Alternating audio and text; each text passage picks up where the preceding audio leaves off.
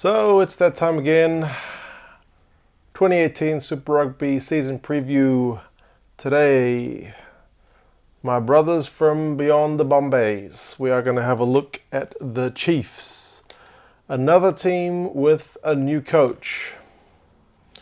It is becoming a common theme this season for new coaches. He's not new like some other coaches are new, though, in that he has coached a lot before. So it's Colin Cooper. A lot of people remember him from his time with the Hurricanes, where he had a pretty solid record. If you remember, he took them to the final in the fog back in 2006, where nobody could see what was going on. They managed to lose that one to Richie McCaw's Crusaders. And then to the Maori All Blacks, he has had, a record that no one would criticise him for, really. Had a poor outing against the British and Irish Lions, but apart from that, I think everyone's pretty satisfied. I mean, he must have done a good enough job to get this job, so yeah, he said he still wants one more crack at Super Rugby, so we'll see what he's got. In terms of player movement, the Chiefs, in terms of numbers, the movement's not... There's a baby crying. In terms of movement, there's not a heck of a lot of players moving, but they have lost some pretty key names, so I'll get to those. Fissy Hoy, the prop, has gone to France. Hick Elliott, one of their stalwarts at hooker, he has left. Tom Sanders has gone to the Crusaders, although I believe he's injured. Michael Leach, big player to move. He's gone to the Sunwolves. Finlay Christie has gone to the Hurricanes in kind of a swap move, which I'll get to a bit later. Tawera Kubalo has gone to France. Aaron Cruden has gone to France. And Stephen Donald is pretty much done with Super Rugby. James Lowe. So some big names. Big names. I mean, other teams have had more players leave, but I doubt many have had that many kind of like, he was a first team player, he was a first team player, he was a first team player, kind of all leave at the same time. So, new coach, new structures, no doubt, to be set up at the Chiefs, Crusaders. So we'll see how they go. How's the squad looking? Who's left? Boys up the front. So Harris, Tokiaho, Poet, Laulala, Moli, Kautai, Hames, Ross, and Graham. I think Harris is going to make you not really miss Elliott that much. I know Elliott's he's a hooker you remember watching when you see him. When he scores a try and he does his little celebrations, you go, who's that guy? If you haven't seen rugby before, it's like Elliott, isn't he fun? And he's a solid player as well, but I think Harris is definitely a very capable hooker in his own right, All Black, so no big problems there. If they were to get injuries, Taukei'aho's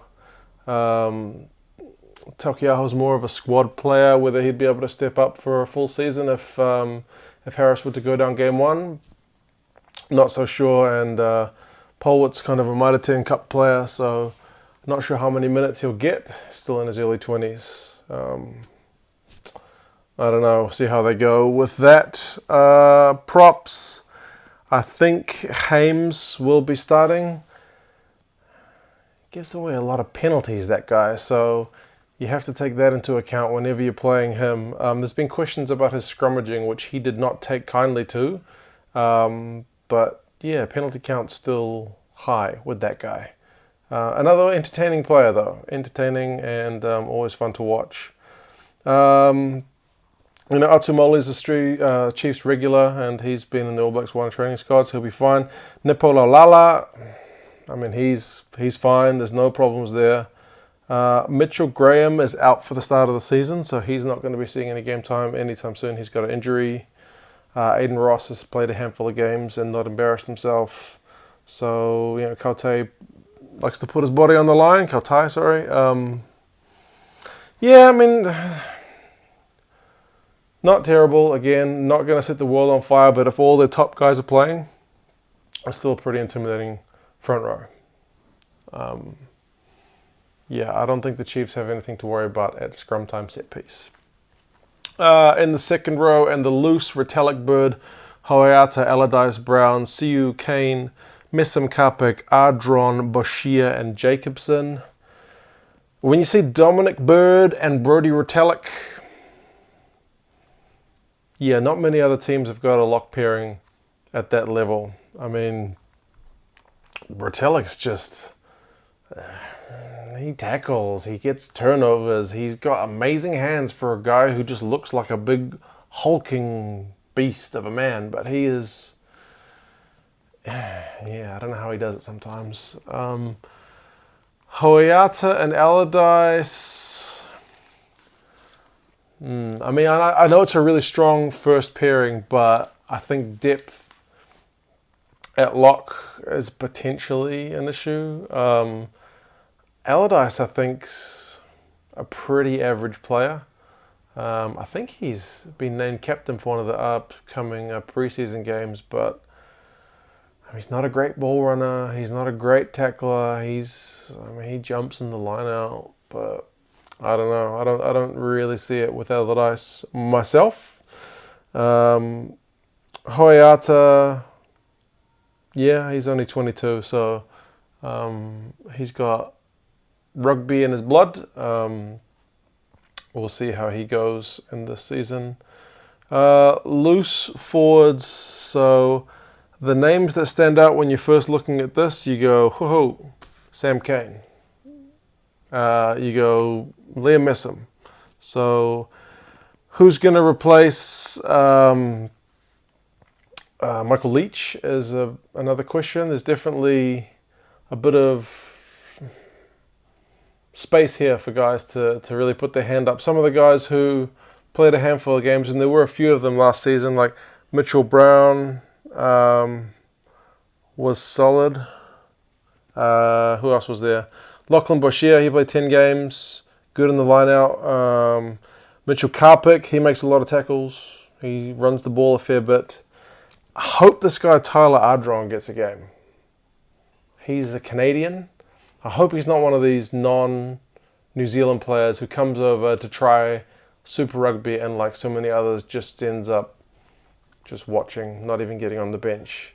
He's played in Europe, so he looks like an entertaining, hard-hitting, real-deal style player. So I really hope he gets some game time. I think that would be great. Yeah. I should have mentioned Messam's going overseas at the end of the year. So it's his swan song.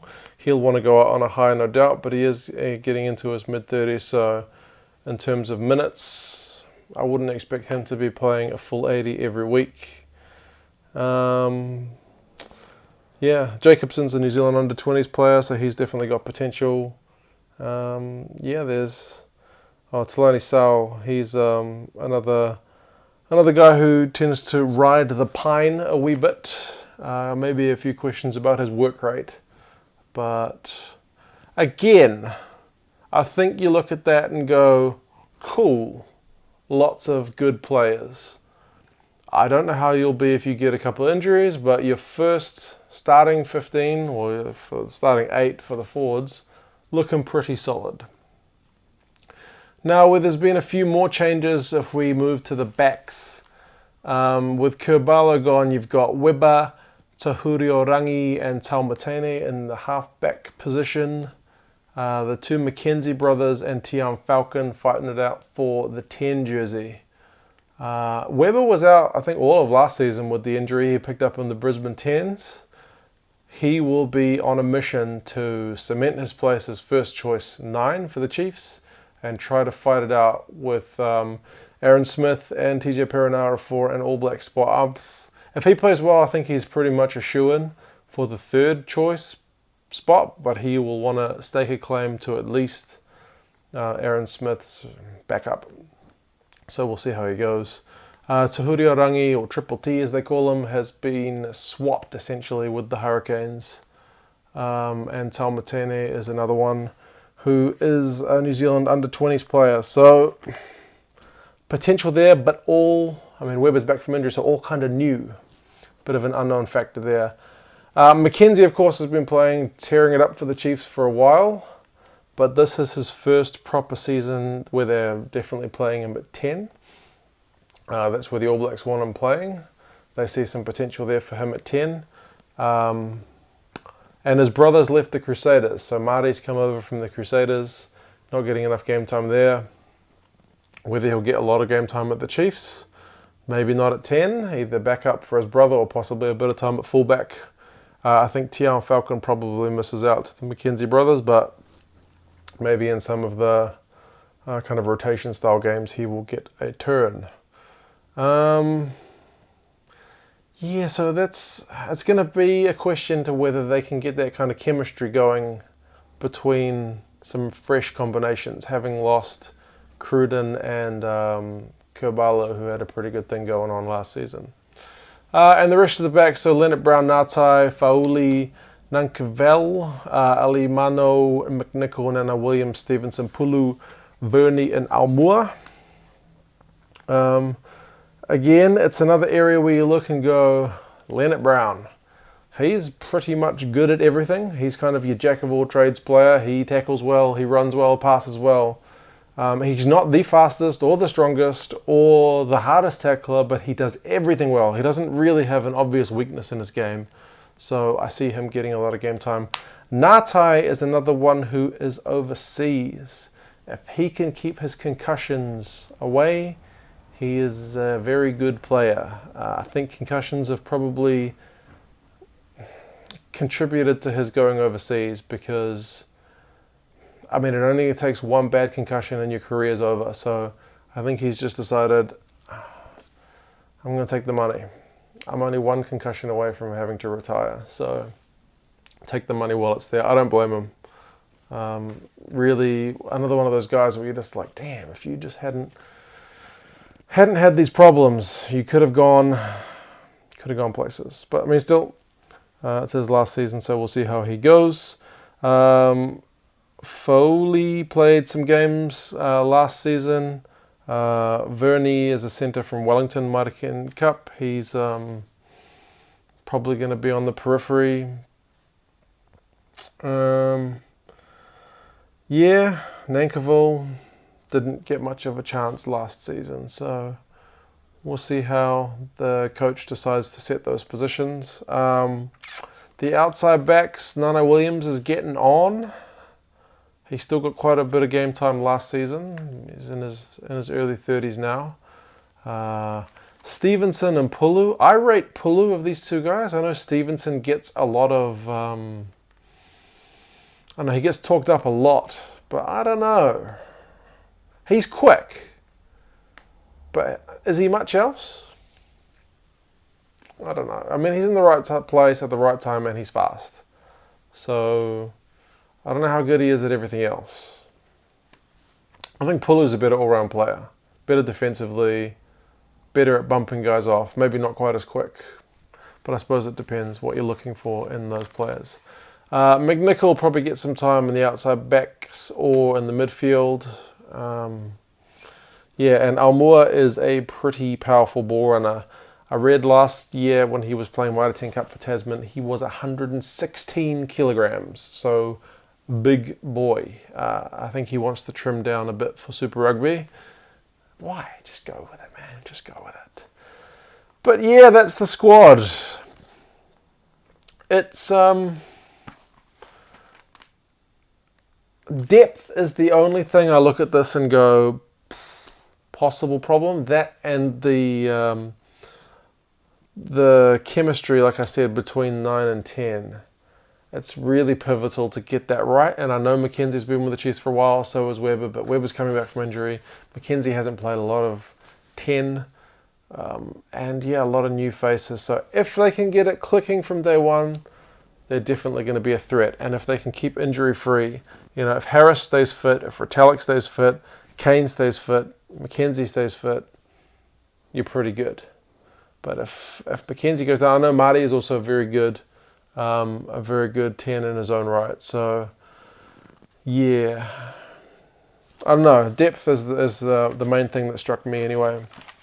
depth in that combination between 9 and 10. They're still going to play razzle-dazzle, I think. That was their thing last season.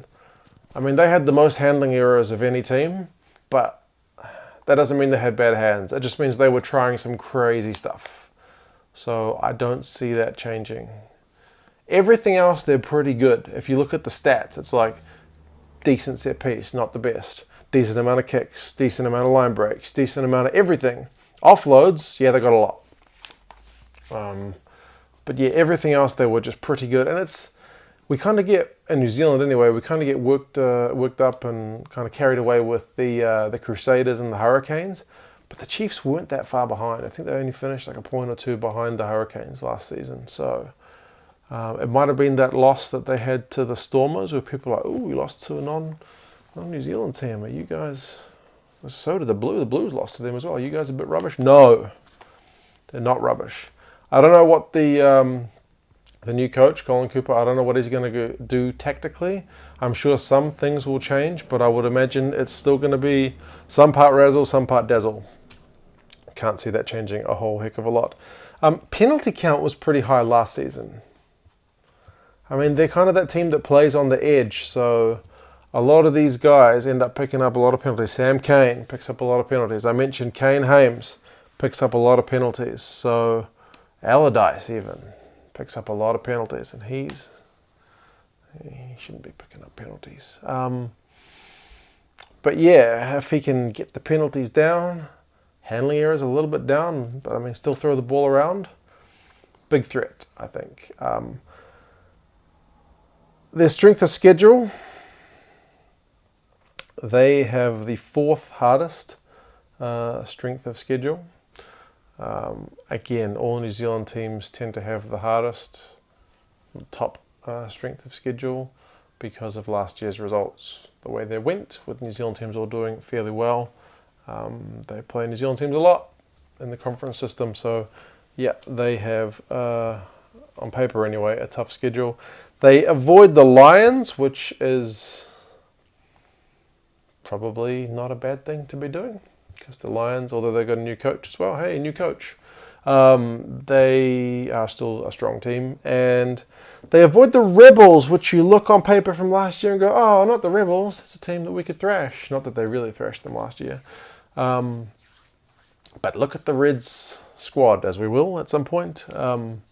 Yeah, probably not the easy beats they were last year. So the strength of schedule for that is probably a little bit false. They start with the Crusaders away. Ooh, that doesn't get much of a chance for these guys to get settled in before they get a true test, does it? And then the Blues away. Then they've got the bye. And then the Bulls at home. Sunwolves away. And then Highlanders at home. And then the Blues at home. So, I mean, their schedule doesn't look too bad, but that trip to Japan, it's just travel, isn't it? So it'd be nice to have, perhaps not Crusaders first. Let's say Blues first, Sunwolves second away, and then you got the bye. You get a week to reacclimatise to your time zone and whatnot, but no, that's not what they've got. But still, it's definitely not the difficulty of some of the other teams' schedules, I think. So we'll see how they go. Expectations. You definitely have to make the playoffs. You've got to get at least a wild card spot. You've got to be challenging the Crusaders and the Hurricanes. I think you probably need to be staying ahead of the Highlanders and the Blues. Definitely the Blues. And yeah, that's where you'll be expected to be at. If you don't make the playoffs, that's not good. You cannot be saying that was a fair result. They definitely need to be making the playoffs. Quarterfinal, yep, I think it's probably minimum. If they can make the semis, that'd probably be seen as good. If they can make the final, definitely a success. And they should be looking to be there or thereabouts anyway. Not too far away.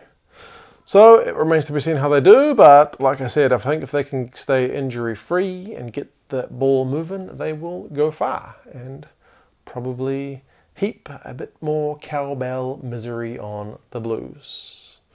All right, that is it for this time, and I will see you next time with another preview. Ta-da.